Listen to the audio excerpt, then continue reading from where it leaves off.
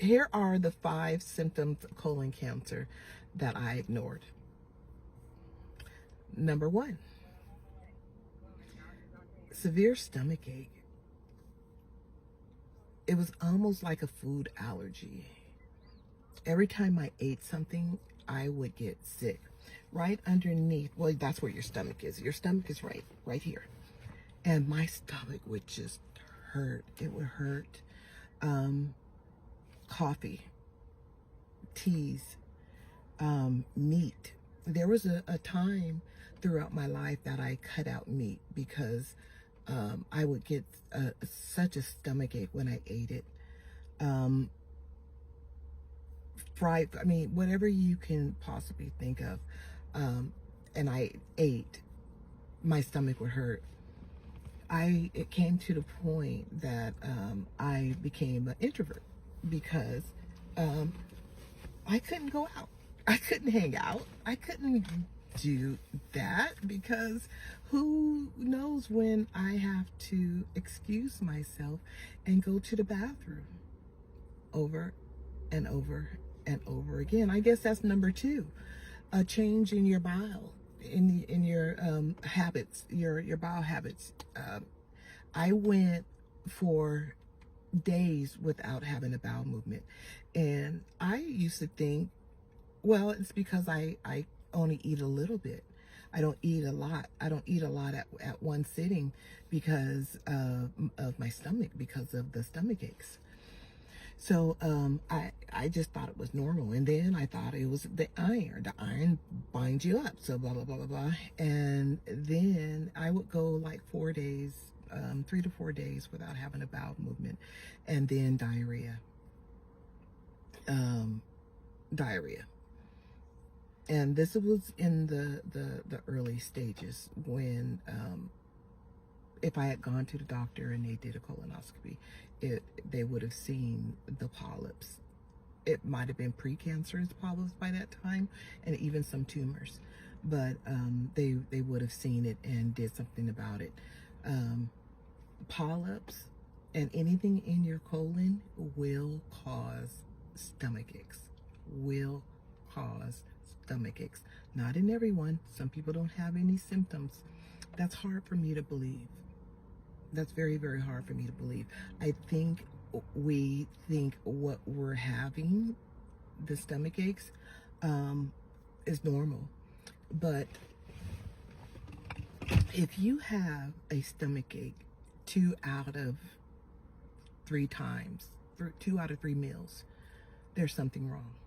If you're constantly using Pepto-Bismol, constantly using anti-diarrhea medication, if you're constantly trying to soothe your stomach, either to go to the bathroom or not go to the bathroom, there's something wrong. It may not be colon cancer. There's so many other colon issues or digestive issues that can cause all of those things. So go get checked. I got my yearly checkups around my birthday every single year. Every year. They would do blood work. They would do, your regular, your mammograms, your pap smears, your, all of it. I would get all that done. And they would do the blood work and everything. And no one ever said, ma'am, I think we need to check you for this. So tell your doctor what you're going through and don't leave anything out.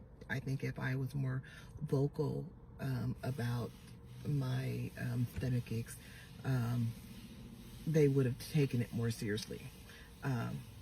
Indigestion, heartburn, all of that. If you're experiencing it more than 3 days in a row, go and see somebody. Now the constipation, it was pretty severe. It was pretty bad. Like I said, I would go days without having a bowel movement. There was this one year, and I don't remember when it was. It was like maybe 2 years before my diagnosis, and I was sick. I caught a cold, so they always do chest x-rays and lung x-rays to make sure that the bronchitis doesn't turn into pneumonia. So this one particular year, the doctor comes in after my x-rays and he puts the x-rays up on the up on that little board there, so that we can look at it. And he said, are you constipated? Do you have trouble with bowel movements? And I said, yeah, I have a lot of trouble. So he puts it up, and my colon, you can see all of this stuff in my colon. And he said, okay, and told me to take regular, eat more fiber, take Colace and all that. But was that the tumor? Were those tumors? And he didn't know? Or was it poopy going all through my colon? I'm thinking it was poopy, but some tumors too. And I think that that we couldn't tell the difference, because of course he's not a radiologist, so he's not reading MRIs, he's just looking at x-rays.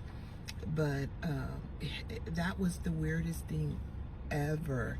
You put it up and you see, your colon, and there was just all of this stuff in my colon. And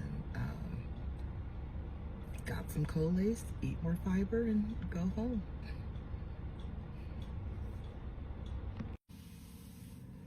The second thing, fatigue. I was always really tired and cold,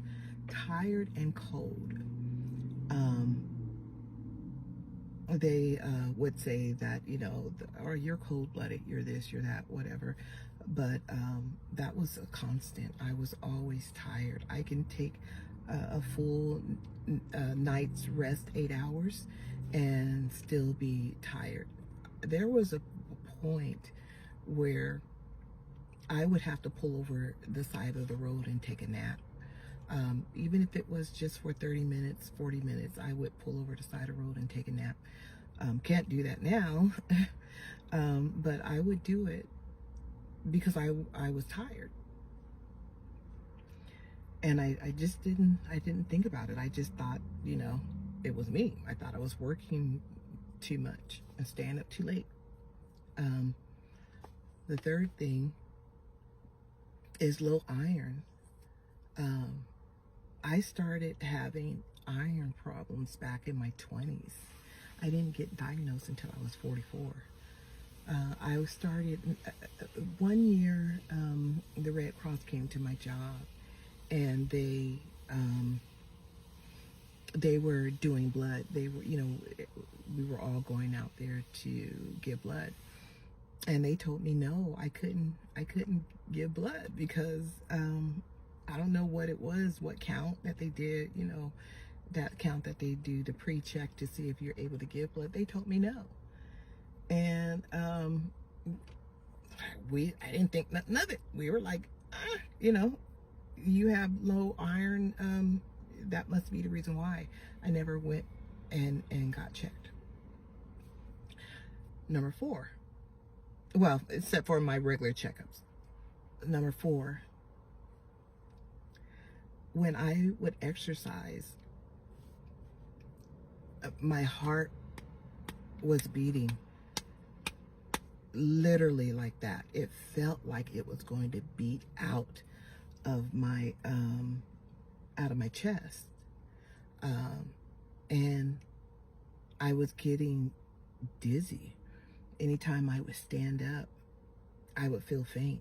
I would have to sit down real fast. I would have to hold something. The chest pains and the dizziness, that was from a lack of blood in my system. All of my blood was going to my tumors. It was going to my tumor. So that was number 4, was the hurting of chest when I exercised, and then when I would stand up, I would get dizzy. And number 5 is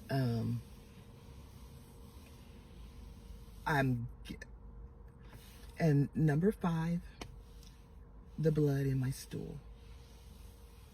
Now, in my early years, in my 20s and 30s, you know, I had my children when I was in my 20s, teens and 20s. So I experienced hemorrhoids.